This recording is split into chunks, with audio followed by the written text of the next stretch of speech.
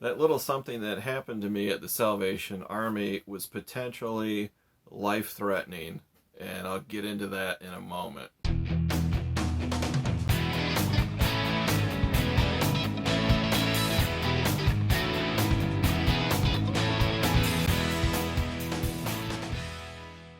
MidwestPicker.com. MidwestPicker.com. I'm in a bad mood, but I'm not going to let this bad mood go to waste. So my screw up is going to be your lesson. Leaving the eye doctor right now. Gonna go thrifting. It's a Friday. I took a vacation day just because it's fun to take a day off from work.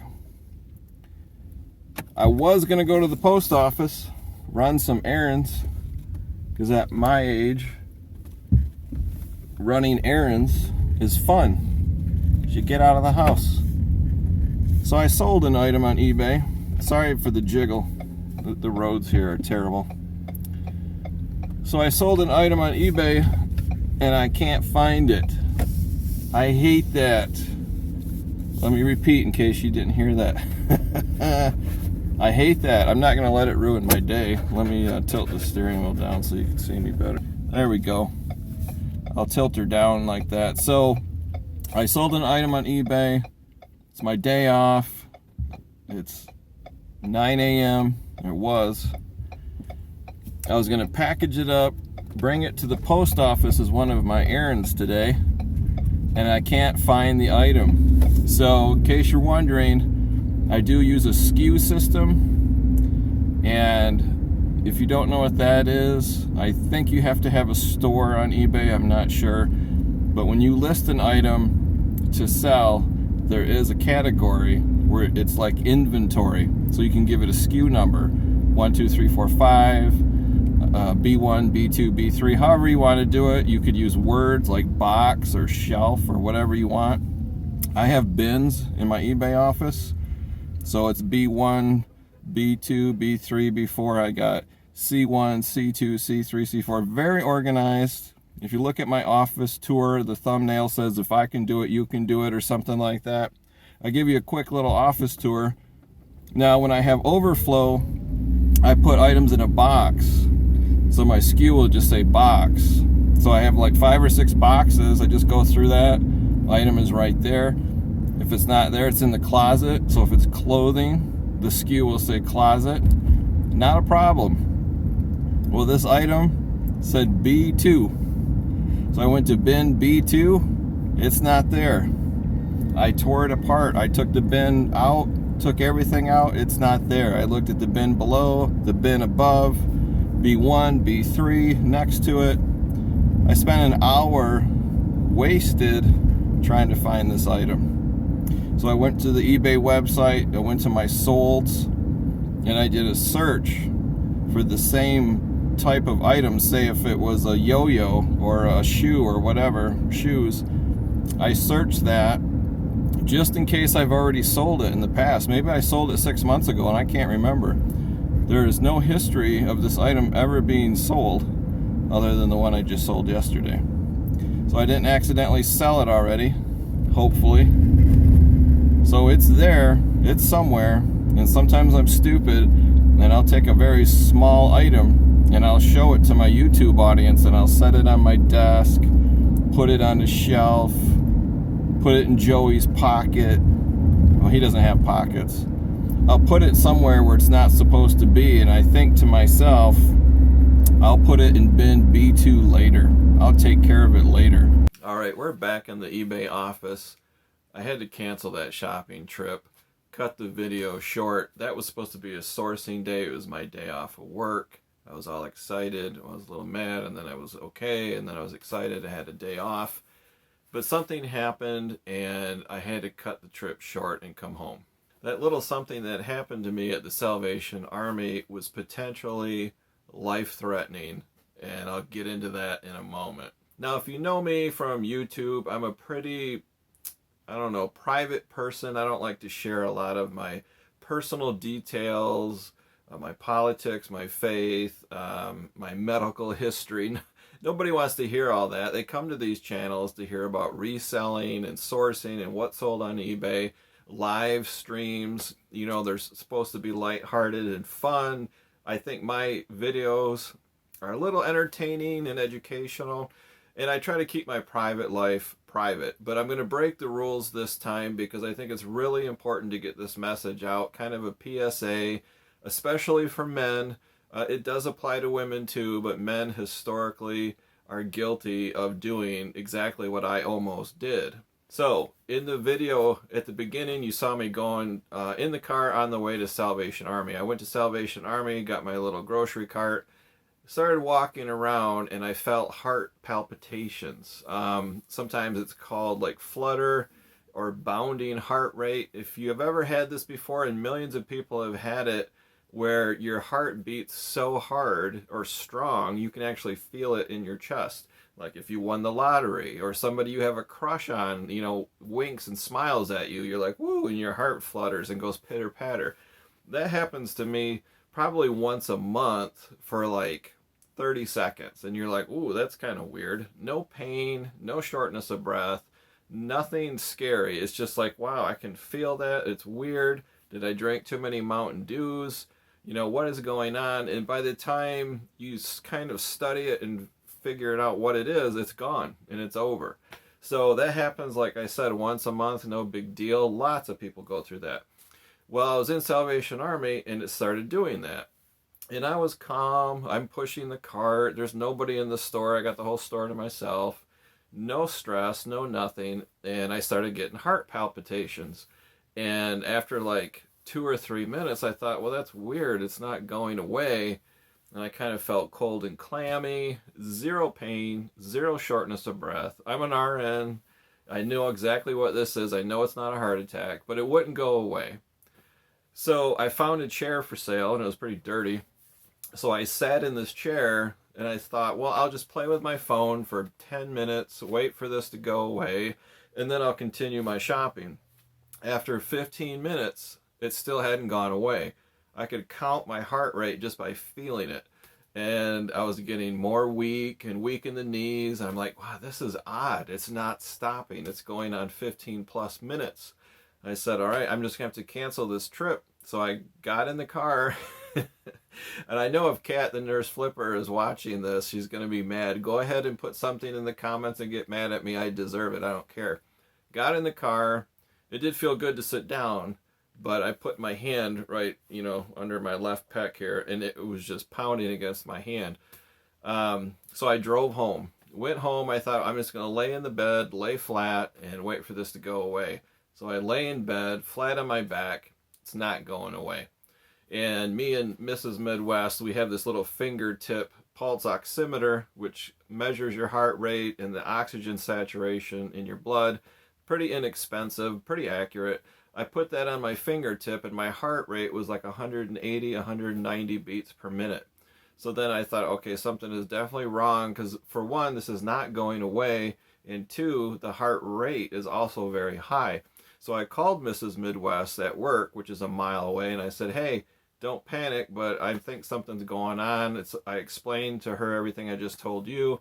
I think I need to go to urgent care, which is kind of like a med station. You know, if you cut your finger mowing the lawn, or your kid has an ear infection, you go there for that. And we both knew if I had a heart issue, they're not going to do anything anyways. They're just going to ship me to the hospital. So we get in the car and we head to the med center, or, you know, urgent care, whatever you call it in your area. And of course, on the way there, it's about 15 miles away, all the symptoms stop. And I felt perfectly fine. No pounding in my chest, no flutter. I actually felt pretty good, but I figured we're halfway there, I might as well go. So we go there, they hook me up to an EKG, no sign of anything, no heart attack, no weird rhythms or anything like that, but I did tell them all of the symptoms and everything that happened. So the lady said, yeah, you need to go to the ER.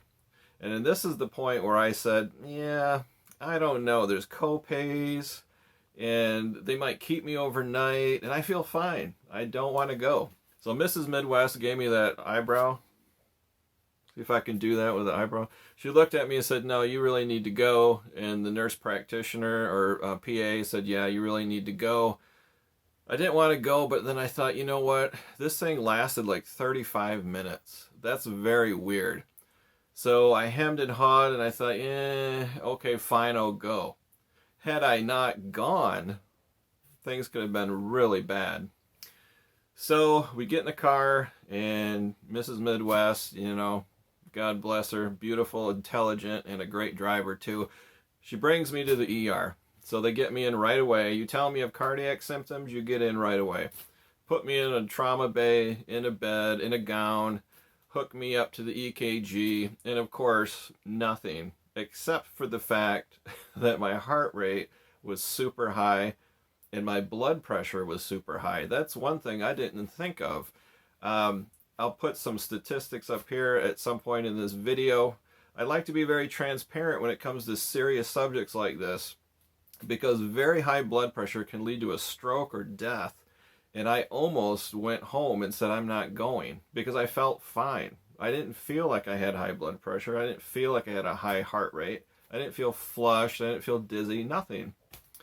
So the doctor came in and said he thinks, based on symptoms and what I described, that I was having SVTs. That's supraventricular tachycardia. I'm not going to explain the whole thing of how that happens and what it is. You can Google that or look it up.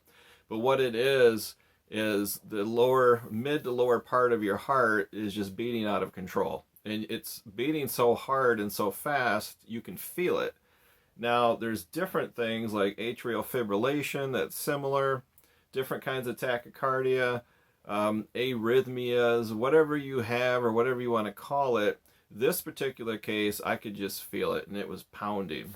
So the doctor gave me some medication to bring the blood pressure down. It brought it down a little bit, and he said, there's really nothing else we can do for you. I recommend you follow up with your primary care physician, who will probably refer you to a cardiologist.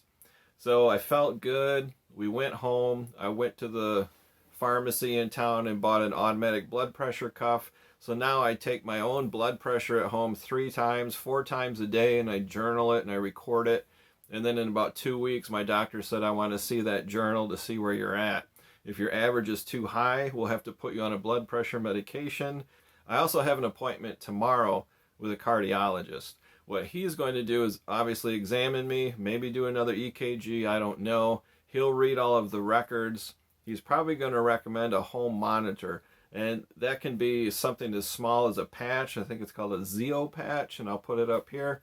Could be a Holter monitor, whatever. They hook you up, you wear it at home. Could be a week, could be 3 weeks, could be 2 weeks, could be a month, who knows. And it's like a miniature EKG machine, and it records everything 24/7. The cardiologist will review that information and determine, are these SVTs rare or are they happening unknown? You can have these problems with irregular heartbeats and tachycardia and not even feel it. It could be happening while you're sleeping, you don't know. So it's great to have this monitor to get a handle on what's going on. Worst case scenario, if the results come back that I'm having these SVTs all the time, I might be a candidate for surgery, which is called heart ablation. They basically put a probe in, goes down to your heart, and it zaps the areas of your heart where you're not supposed to have electricity conducting through the muscle. It's complicated, but you're supposed to have one pathway to make your heart beat.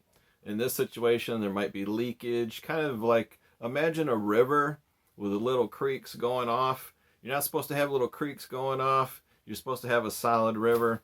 It's an outpatient procedure. It's not a big deal. I'm not even there yet. I don't even know if I'll have that, but that is an option. I know a few people that had that surgery and they felt like $1 million afterwards. So the lesson I want to tell everybody, even if you're young, even if you're healthy, you're athletic, if you have any kind of symptoms, heart palpitations, heart flutter, shortness of breath, and of course any kind of pain, get it checked out. Don't ignore it. Because I felt fine. I felt awesome, and my blood pressure was skyrocketing. Now, of course, today, or the same day I came home from the ER, my blood pressure came down. But I'm keeping a journal, and there's sometimes where I'll walk around the house, sit down, and check it, and it's actually kind of high. So I don't know. Maybe I've been walking around with high blood pressure for years and didn't even know it. That's the #1 cause or risk for stroke is high blood pressure. So you definitely want to check that. So if you're out in the wild, you're at a flea market, you're at a thrift store, you feel short of breath for no reason, your heart's pounding for no reason, go to your doctor, or at least call your doctor's office and tell them what symptoms you had. They're probably going to want to check you out. You could have silent high blood pressure, or SVTs, or AFib, or who knows what else. But you got to get it checked out. And this message is primarily for men, because I am a nurse myself, but first and foremost, I'm a guy and I'm stupid and I don't go to the doctor if I can avoid it. Most men do avoid it, but this is one thing you can avoid. My next video will be what sold on eBay. When I came home from the hospital, Joey was ticked. He was so mad that I almost didn't go, and he's right. Enoch, he was speechless, but they're both glad to see me, and they're both glad that I now have a cardiologist. So who knows what we're going to find out, but I might follow up with you in a couple weeks, maybe in a month, to let you know how I'm doing. If you liked the video, give it a thumbs up. If you know any men who need to hear this message, use that share button and send it to them. You could send it by text or Instagram or Facebook or anything like that. I know there's a man in your life who needs to hear this message, or maybe a woman, who knows. And if you're new to the channel, this is not a typical video. You can watch some of my older videos to get a feel for what this channel is really like. But if you're not subscribed, hit that subscribe button and the bell icon. And that's it. Until the next video, we'll see you next time.